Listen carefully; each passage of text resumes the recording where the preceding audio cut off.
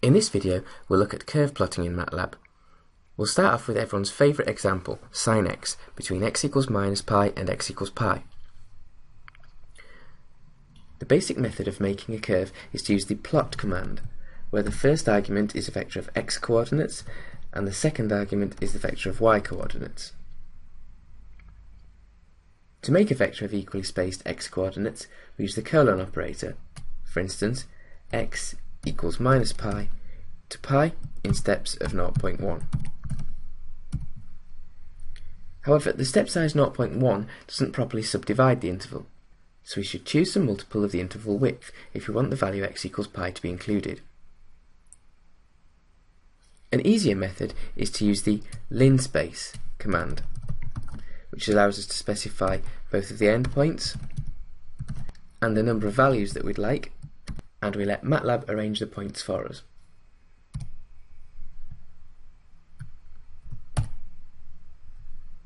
This expression will give a vector of 100 equally spaced points between x equals minus pi and x equals pi. Let's use these values to plot the curve now.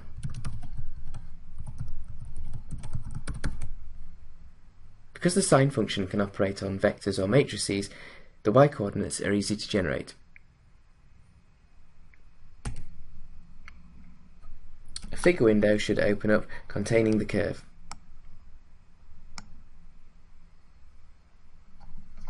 The figure window is a parent of the axes, which is where the data are plotted. Notice that MATLAB has automatically padded the left and right sides of the curve, which is not desirable for a continuous function. We can control this behaviour from the command window by typing xlim and writing the left and right limits as an array.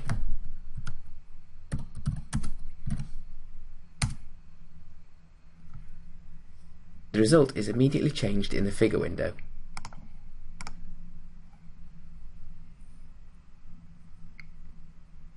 There are a large number of options that can be set to give us plenty of control over how the finished figure looks. The easiest way for a beginner to set these options is from the figure window itself. We click on View, Property Editor. At the moment, the figure window is highlighted by this bounding box. If we click More Properties, then a full list of the properties that we can set opens up. Most of the properties for the figure are quite advanced, so we won't look at them. If we click instead on the axes, we can see that we can change options like the X label or the Y label,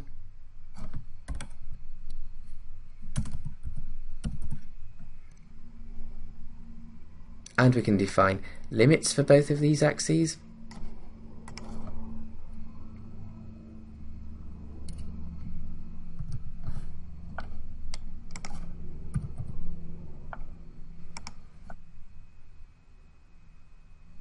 and we can even control where the ticks are placed.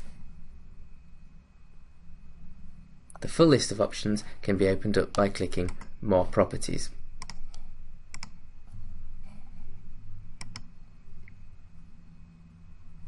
Clicking the curve now opens up the line series properties, which allows us to set the colour, the line thickness and the line style.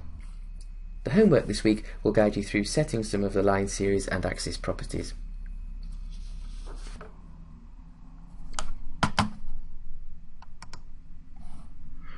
Now let's have a look at how you can show more than one curve on the same axes. For this, we'll look at quite a complicated example.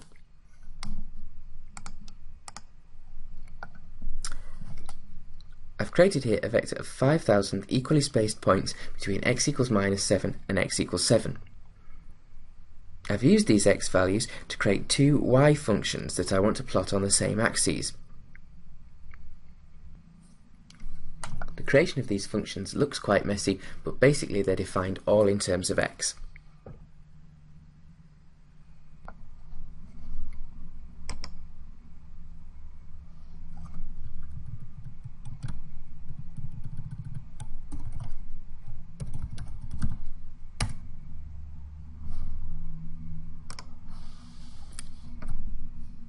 Let's have a look at what the y1 and y2 curves look like.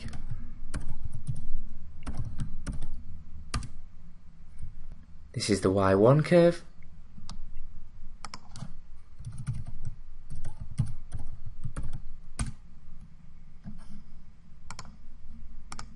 and this is the y2 curve. An interesting observation about the y1 curve is that we received a warning, although we still got a curve plotted.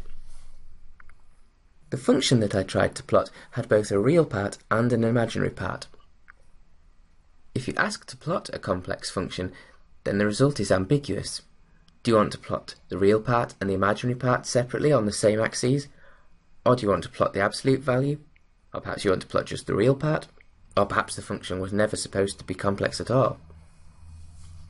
MATLAB gives us a warning and tells us that it will treat the data by ignoring the imaginary parts of any x or y arguments. So the curve that we plotted here was the same result as we would get by plotting x against the real part of y.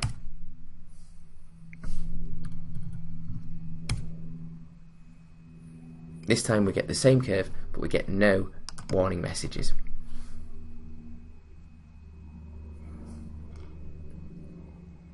To show both curves on the same axes, I can use this syntax,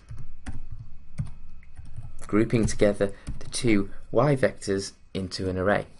I've used a semicolon to separate the vectors because they're both rows.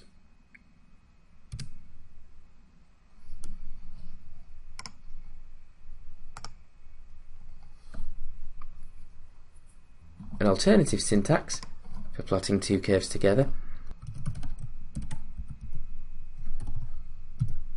is by separating them out like this.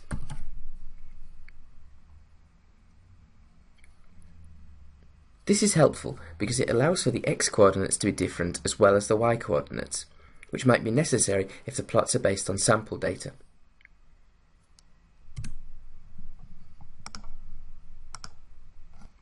Yet another convenient way to show multiple figures on the same axes is by using the hold functionality. By typing hold on, we tell MATLAB to continue plotting on the current axes instead of defining a new set of axes, and this means we get the curves shown together. For this example, we'll start with the upper part of the curve.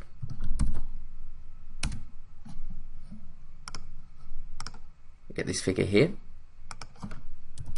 Then we call hold on to say that we want to keep plotting on these axes.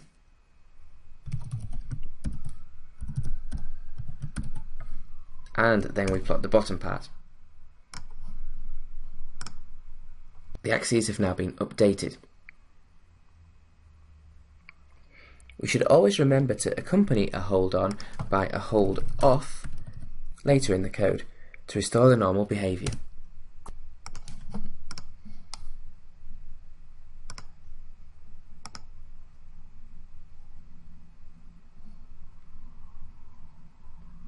When there are several curves on the same axes, the line series properties for each one can be edited separately. Although the figure editor does allow for comprehensive editing, there are some changes which are more quickly accomplished from the command line. For instance, if we want to plot these two curves in red and blue, then we may write plot x, y1 in red and x against y2 in blue.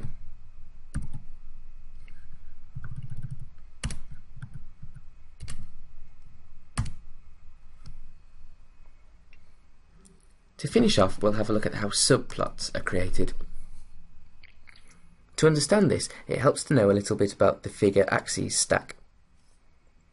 Basically, whenever we create a plot, a set of axes are created along with a parent figure. However, it's also possible to create a figure which doesn't contain axes by simply typing figure. It's also possible to give handles to figures and axes, which allows us to refer to them in code when editing, but we'll not explore that here because it's not elementary. To create a subplot, we first create a figure, and then to add the subplots, we use the subplot command. The subplot command takes 3 input arguments. The first is the number of rows that we'd like in our grid of subplots. The second is the number of columns we'd like. And the third argument is the position of the current subplot. So there are 6 subplots here. We can place this subplot in position 1, 2, 3, 4, 5 or 6. The numbers are counted along the rows. So subplots 1 to 3 will be in the first row and subplots 4 to 6 will be in the second row. I'll place this subplot in position 4, the beginning of the second row.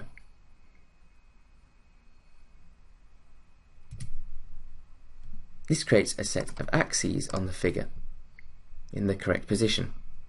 To plot on the axes, we use the plot command again.